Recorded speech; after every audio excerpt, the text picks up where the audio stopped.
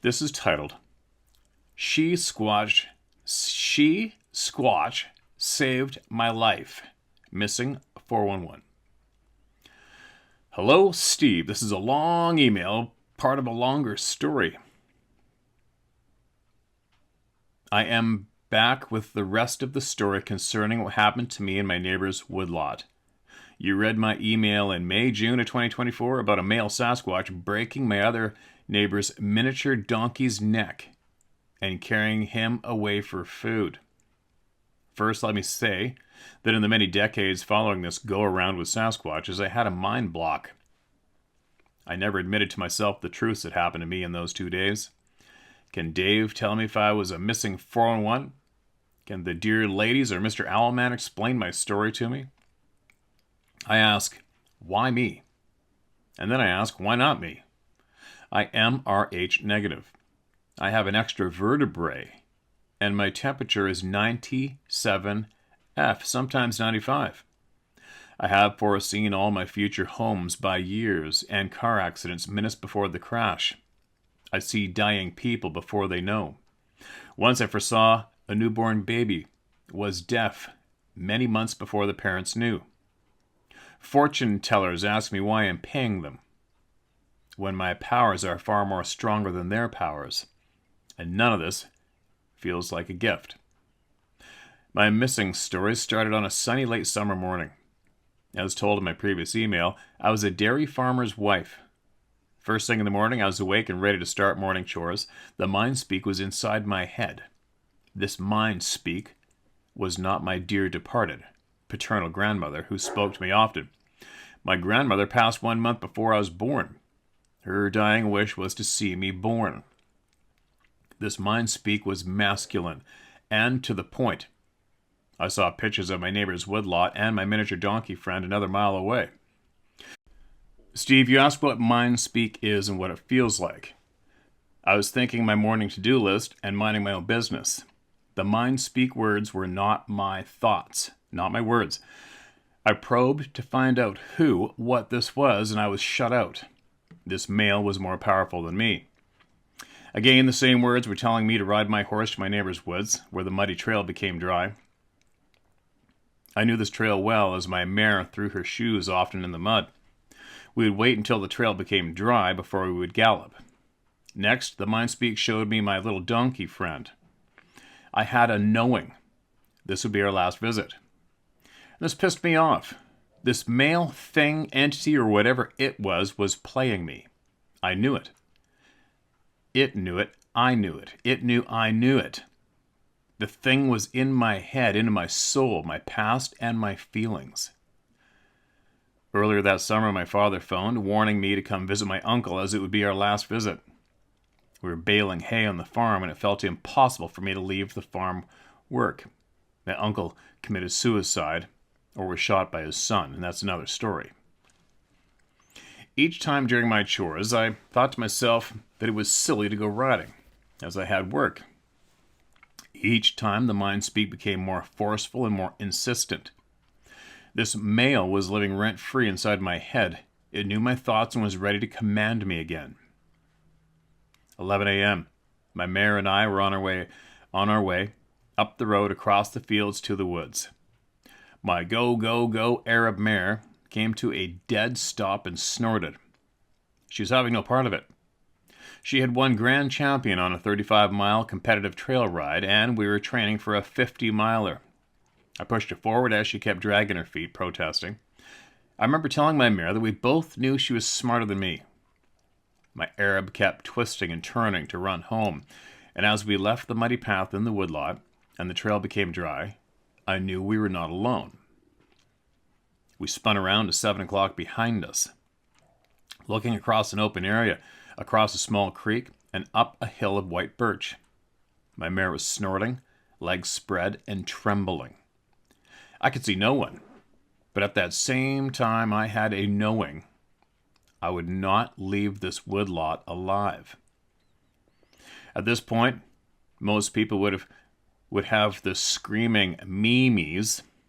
I learned in my childhood that I could not outrun the boogeyman. I'm not a runner. I'm not a screamer. I'm a realist. I prayed Sweet Jesus, please save my mare. She has a heart of gold. Please, Jesus, I love her. I thought of just mounting to let my horse run away on her own, and she spun around. Something told me to try to escape together. I rode with a bitless bridle, and she was now leaping, not running. We came to a fork in the trail. Hindsight's 2020. Straight was 1/3 mile to a neighbor's house, who were not home. To the left was our usual path for miles with no help. My mare leapt across the creek to the left, galloping through S-curves up the hill. We had a straightaway run coming up. I had a fear. At a full-out run, we might run through the birch trees and I'd be clotheslined.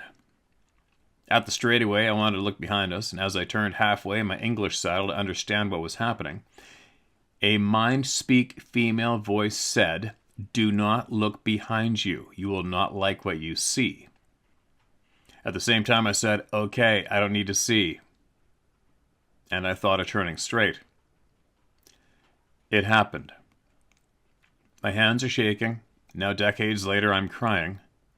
Do I need to share this? If I can help one person, I will share. Next, I was floating horizontal, belly down, with a sense of moving. I looked to my right to see if I was going to hit the birch tree branches. I'm not good at measuring height, but I was as high as gutters on a 2-story house, and I was in shock. I looked for my mare, and I could not find her, and below me I saw my body, or rather what was left of my body. My head was decapitated. My hair was scattered in tufts. My arms, legs, torso, guts, and blood was everywhere. My first thoughts were, that didn't hurt, or I don't remember it hurting. I looked for my mare again, and I could not see her, and I begged, "Please do not hurt my mare. She has a good soul, and I am a sinner. Dead is dead. That's over." I was trying to think fast to say the right thing to save my mare. That's messy. I sent mind speak to the male. People will come looking for me. I understood lying would not work at this point. I never stayed out at night riding. Milking would be over at 10 p.m. Would my husband come looking for me? He'd be tired. I had no answer. No one had interest in where I went riding. Back and forth was said between the male and I. Me begging for my horse not to be hurt. The male told me the mess of me would be gone. Dogs would not smell my body. I would just disappear. This was decades before Dave's Tales of Missing 411. Was I a missing 411? I mentioned I had a daughter and a husband. They'd get over my disappearance quick enough and no doubt would come to blame me. Dead is dead. I felt at peace and I held no grudges. As fast as this had started, I was again halfway turned in my saddle, turning forward, running away as fast as we could run. Out of the woods, across an overgrown lawn of long empty farmhouse, we reached the dirt road far from the houses and farms. We faced the tree line. I searched and saw nothing, not knowing what I was looking for. My mare was snorting, shaking, breathing hard, terrified and dripping sweat. She had never been in such a bad condition. I tried to comfort her, but we were both still afraid of what was in the woods. There were miles to go back to the barn. No more woods for us. We rode past a swamp and a side hill. The words, pinch point, kept screaming in my head. Not my words. Not my words I'd ever used before. I felt danger, as we both looked into the swamp and into the woods, but saw nothing. Back and forth we looked until we galloped farther down the dirt road. Back at the farm, I told no one. No one would believe me nor protect me. I was afraid my now ex-husband would say I could no longer ride my horses. I never rode in my favorite woods again, and my Arab, my dream horse since my childhood, was never the same in her head. No shit, crazy. There is more to my mare's story, but none of it is good. I could never ride her again, as riding was too traumatic for her. I could never hurt her. Wow, that's a tragic frickin' loss there. Most of the stories in my previous email. The she-squatch followed me home that night and slammed my home twice to wake me. I did not know what she was and never questioned her identity. But that night, she told me she saved my life. And she saved my mare's life. I told her I did not understand. And I was shown a video in my mind's eye of my horse and I in the woods from an angle seen from off the trail. The she-squatch found me years later. I recognized her voice by her screams, and again she told me she saved my life. I understood then and thanked her. My life had completely changed and was still changing. I think of my Arab mare often, who has passed over to the other side, and I think of the she-squatch often and wish her well. And one last addition to my she-sasquatch story. Many HTR, or is that a typo? I think he may have meant HTH stories, speak of gifts given by Sabe. Only last year did I understand I was given a most special gift. Besides my life and the life of my mare, I collect rocks and built 75 feet of stone walls in the dairy farm. I have a pebble from Stonehenge's parking lot, more pebbles from Robert Frost's grave, and pebbles near his mailbox in New Hampshire. My rock collection is strange. After the she-sasquatch visit, a stone ladle was placed on top of the stone wall I was building. This was a most perfect stone ladle, but the handle was broken off. The portions were perfect, sized at 1 foot plus. The stone was perfectly smooth. The hill farm ground was all shale. This stone ladle was not a local stone, and I've never seen Native American tool like this one. Was it a Native American artifact? I had a knowing this stone ladle was a gift on loan. I asked my neighbors if they had left the ladle for me. Several times the ladle was moved inside my home, but I felt that was wrong, as I was meant to return my gift. The third time the stone spoon was placed back on the stone wall, it was taken. My most prized stone spoon was a gift on loan from the she-Sasquatch, and it took me decades to ask, decades to realize my Sasquatch experience and finding the stone spoon happened at the same time. Steve, what do you think? I have only questions. I have no answers. Please don't use my name.